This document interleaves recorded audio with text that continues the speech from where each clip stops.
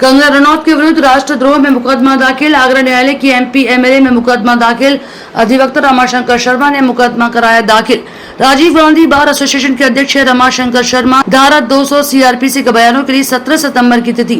न्यायाधीश अनुज कुमार सिंह की कोर्ट में वाद हुआ है दर्ज। कंगना रनौत पर किसानों को हत्यारा बलात्कारी कहने का आरोप। महात्मा गांधी का हिंसात्मक सिद्धांत का मजाक उड़ाने का भी लगा आरोप।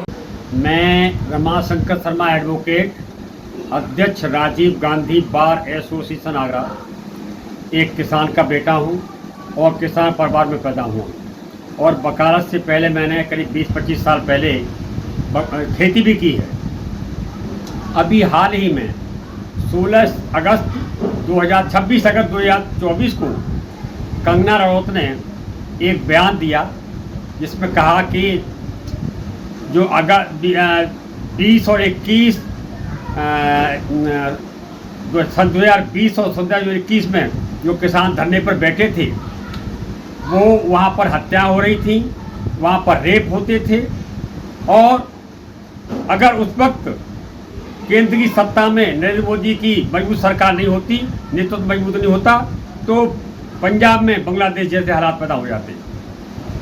किसान देश की रीढ़ है, हमारा देश किसानों के ऊपर निर्भर है।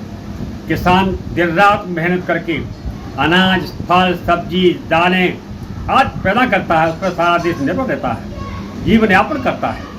लेकिन कंगना रनौत ने अपनी मांगों को लेकर, और ये मांगे क्या थी, सन 2020 में प्रधानमंत्री नरेंद्र मोदी ने किसानों के खिलाफ काले कानून बनाए थे, उनको उनके विरोध में और एमएसपी की मांग को लेकर किसानों ने दिल्ली बॉर्डर पर अगस्त 2020 से लेकर दिसंबर 2021 तक करीब 15 महीने का धरना दिया था।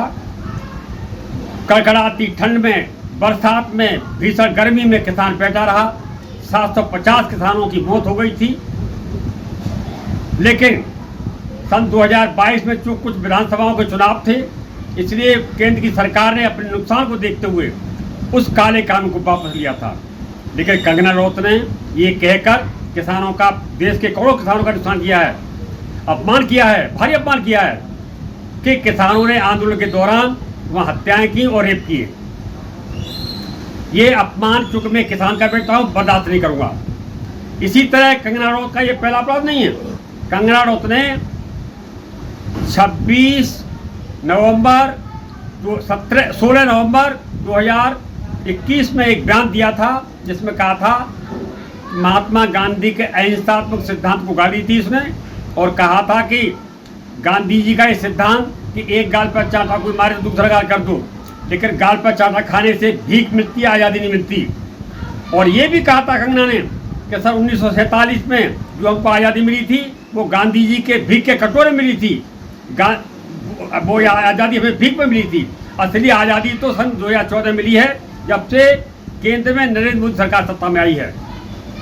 इस तरीके से कंगना रनौत ने देश के करोड़ों किसानों का, देश की जल भावनाओं का, राष्ट्रपिता महात्मा गांधी का, जिसमें हम सब लोग शामिल हैं, सबका अपमान किया है। मैंने कंगना रनौत के खिलाफ ये 30 अगस्त 2024 को पुलिस आयुक्त आगरा और SHO न्यू आगरा को एक एप्लीकेशन भेजी थी, शिकायत पत्र भेजा था कि कार्रवाई की जाए, लेकिन कोई कार्रवाई नहीं हुई। तब मैंने स्पेशल कोर्ट MP MLA में एक कंगना रनौत के खिलाफ बात दायर किया है, देशद्रोह का और देश के अपमान का। कोर्ट ने 17 सितंबर की तारीख सुनवाई के लिए रख दी है, जिसमें मेरा बयान होना है। मैं कानून का पहरेदार हूँ, कानून का आदमी हूँ और कानून के तहत काम करूँगा। कंगना रनौत ने जो अपराध किया है उस अपराध की सजा कंगना रनौत को दिला के रहूँगा, इससे पीछे पहले कदम हटूँगा। या तो कंगना रनौत कोर्ट में आकर माफ़ी मांगे देश की जनता से, वरना सजा बदलने को तैयार हैं। ये मेरा चैलेंज है। कंगना रनौत ने जो अपराध किया है देश के प्रति, किसानों के प्रति, महात्मा गांधी के प्रति, वो अक्षम्य है और उसके लिए उन्हें सजा मिलनी चाहिए।